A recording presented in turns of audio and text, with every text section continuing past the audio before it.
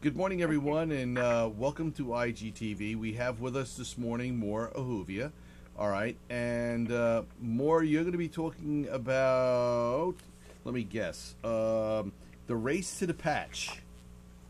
Right. Go ahead. Zero-day exploits and the race for the patch. Yeah, go ahead. Take it away, and let's hear from you. Thanks.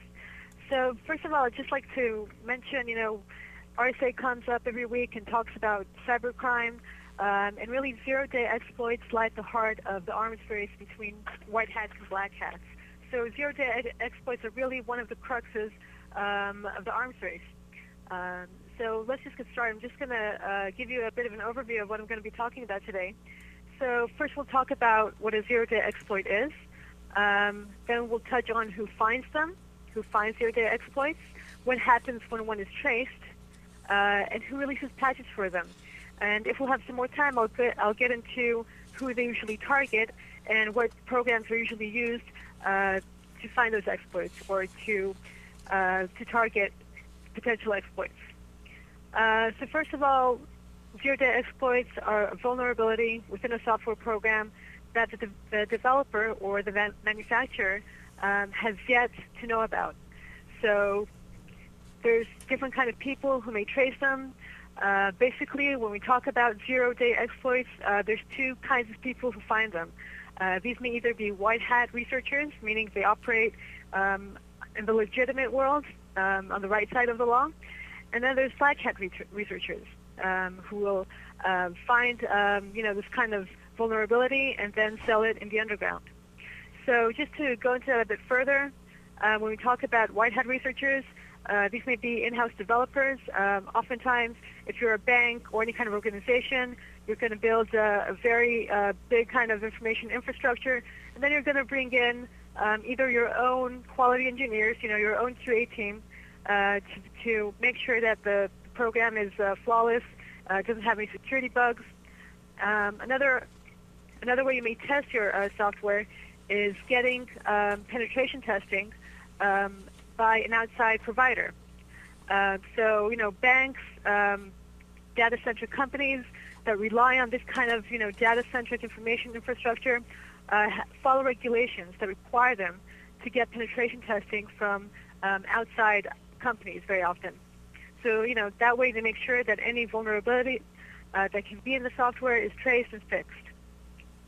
So that's as far as white hat researchers go. I just want to make the point that sometimes it's just, the public at large. There's a lot of technically savvy users out there that may trace different flaws and may report them to the software vendor. And we've also seen, we've gone over something with the Oracle company last week where they have actually a known vulnerability that's been out there 2 years, and they have not fixed it. So, I guess the pendulum swings both ways. I'm sorry, Joe, I can't hear you very well. Is there any way you can turn the volume up?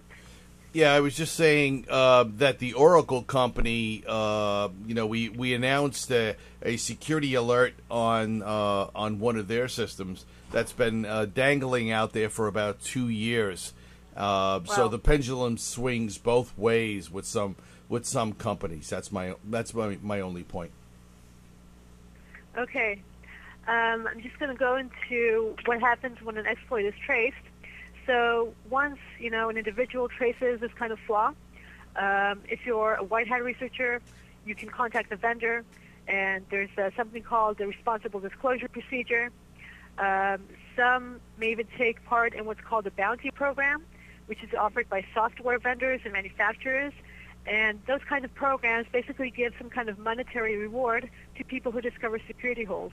So just back in 2010, Google ran a bug bounty program, is what they called it, and they offered anywhere from $500 to $3,000 per exploit. And that way, they just want to ensure that their web applications, the ones that they own, YouTube, Gmail, Google.com, they just want to make sure that any kind of exploit that is out there will be found and reported. Mozilla at the time ran a very similar program as well. And then once the vendor confirms that the exploit is there, they'll develop a patch and release it along with with their software updates. So that's what happens when a white hat researcher, as we said, finds an exploit. So what happens when a black hat researcher finds an exploit? So if that happens, that a black hat, what he will do is try to develop an exploit based on that flaw, and then we'll try to sell it to the highest bidder in the black market. Now, the more widely used the software is, and the higher level of control the exploit provides the attacker, the higher its price will be in the underground. And it's kind of interesting to note that, in the underground, prices may be 5 to 10 times higher than they are in the legitimate world. So that can be very tempting for some of the researchers. Just to give you an example, a patch that may sell, in the legitimate world to a vendor for $10,000 may be offered in the underground for $50,000 and even more. Wow. Now, what happens is, the target buyer in the underground would be people who develop exploit kits.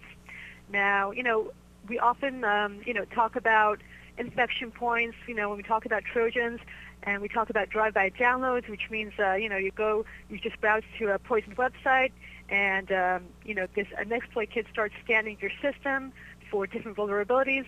So that's what we talk about, when I mention exploit kits, that's what I'm talking about.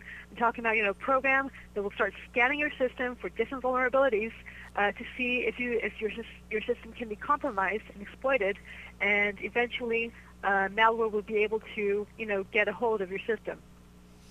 Okay. So that's what a black hat researcher would do. Okay. Can we take a break here and then come back for our second Sure. segment?